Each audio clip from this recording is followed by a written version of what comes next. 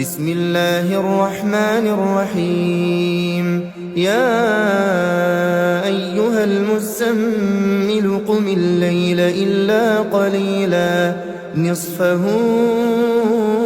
أو انقص منه قليلا أو زد عليه ورتل القرآن ترتيلا إنا سنلقي عليك قولا ثقيلا إن ناشئة الليل هي أشد وطئا وأقوم قيلا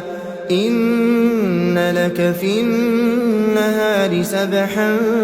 طويلا واذكر اسم ربك وتبتل إليه تبتيلا رب المشرق والمغرب لا إله إلا هو فاتخذه وكيلا واصبر على ما يقولون واهجر